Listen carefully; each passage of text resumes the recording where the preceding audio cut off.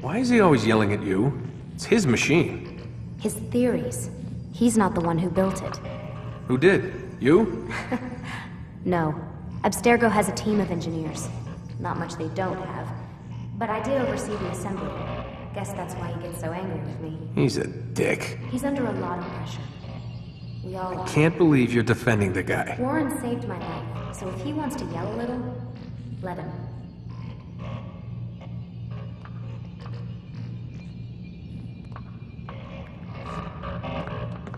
What do you mean he saved your life? You're not the only one who doesn't get to go home at night. Wait, are you saying you're a prisoner?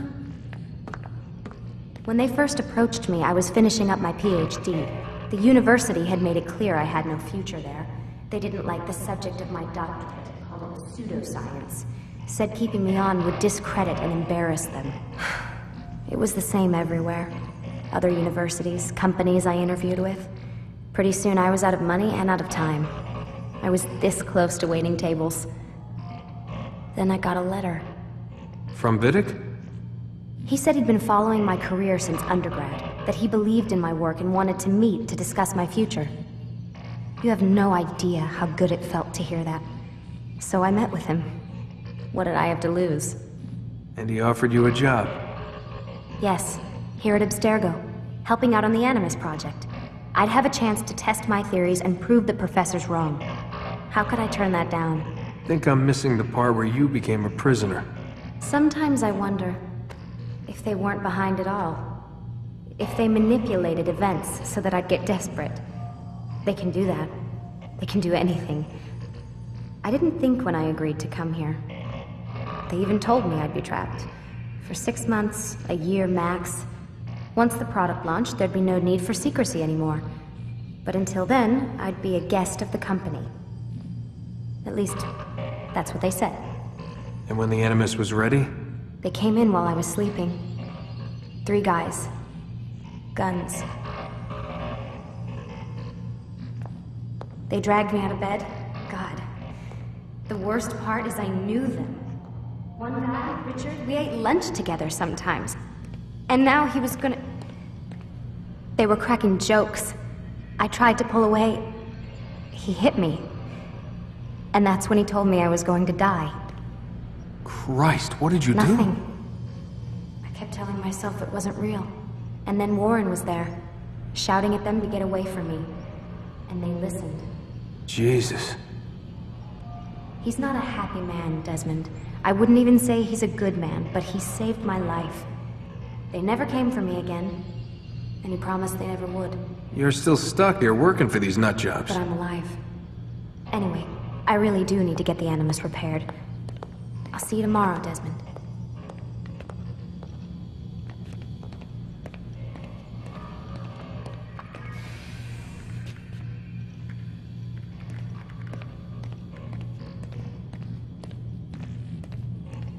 Aren't you tired?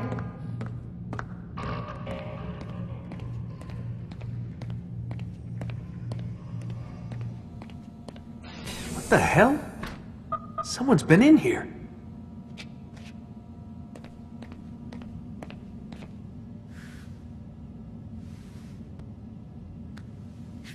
Looks like some kind of access code.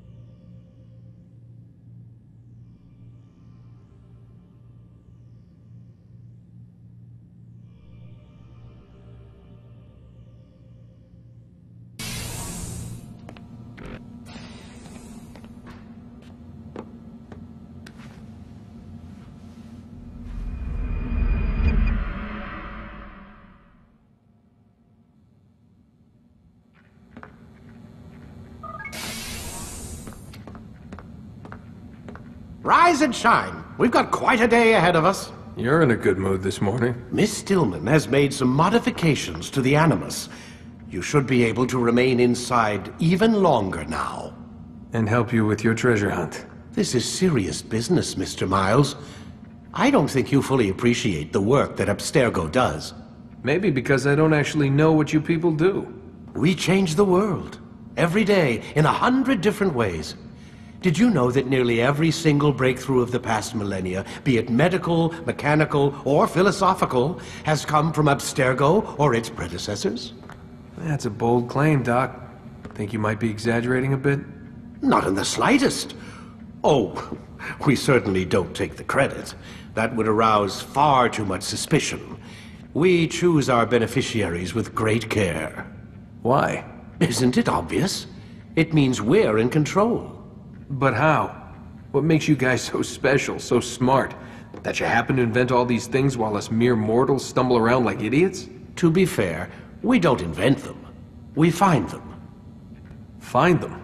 They're gifts, Mr. Miles. From those who came before. We'll have to continue this discussion later. Time's wasting.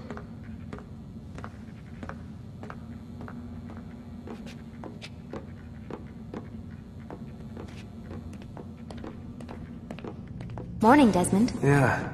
Hi.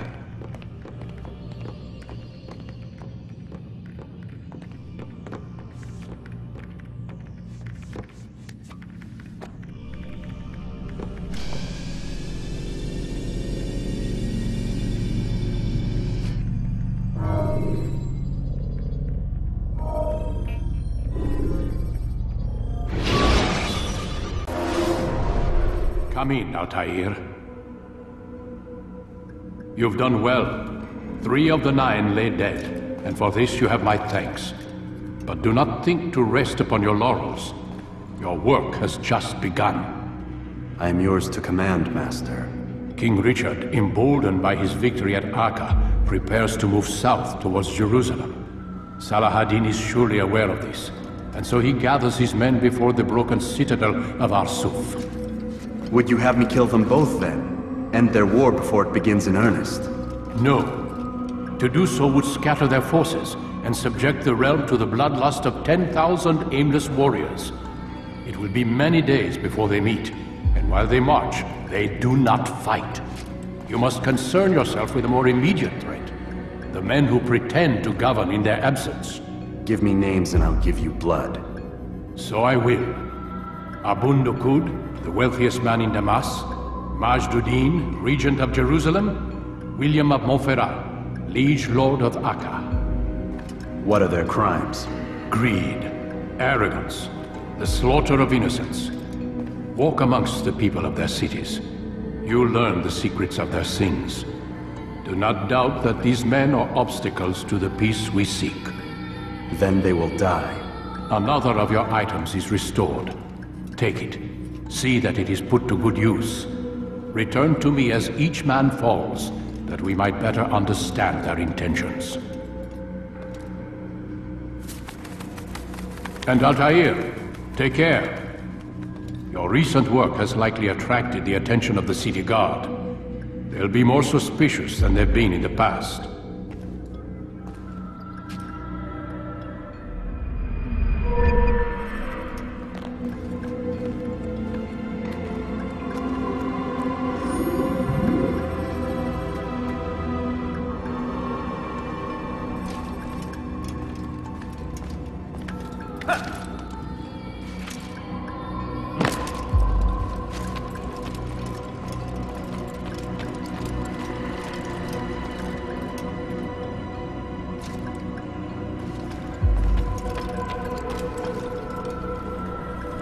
Altaïr, it seems my students do not fully understand what it is to wield the blade. Perhaps you could show them what you know.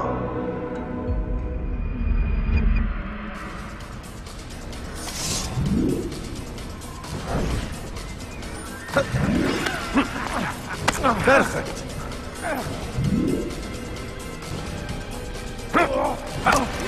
The work of a master.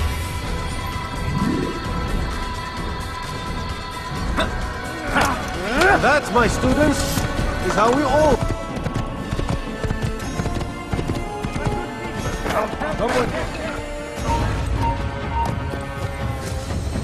Never get the win!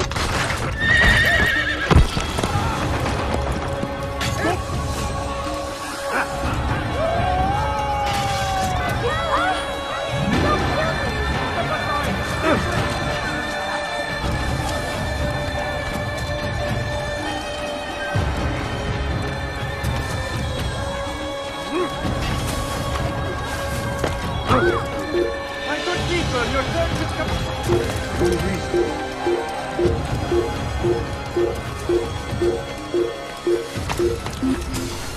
What is that man thinking? You've chosen the wrong side. Ready your weapons.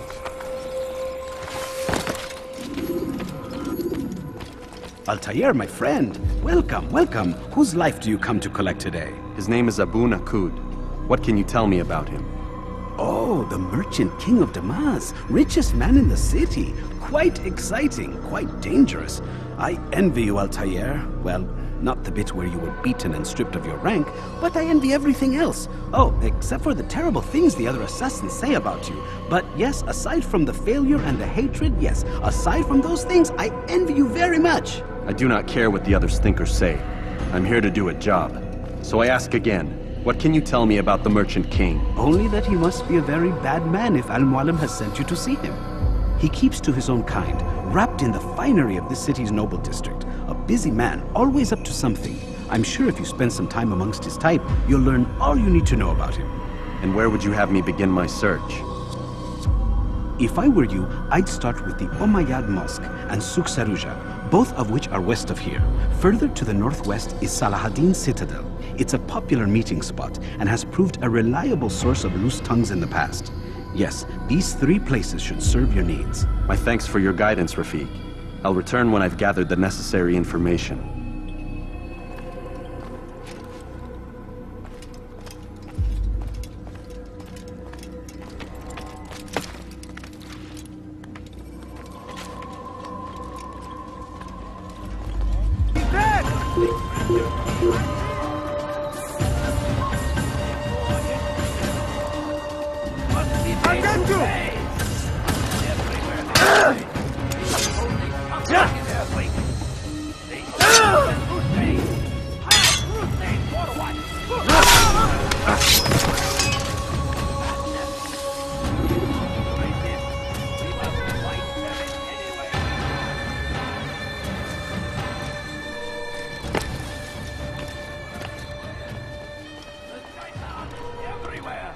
Watching, waiting.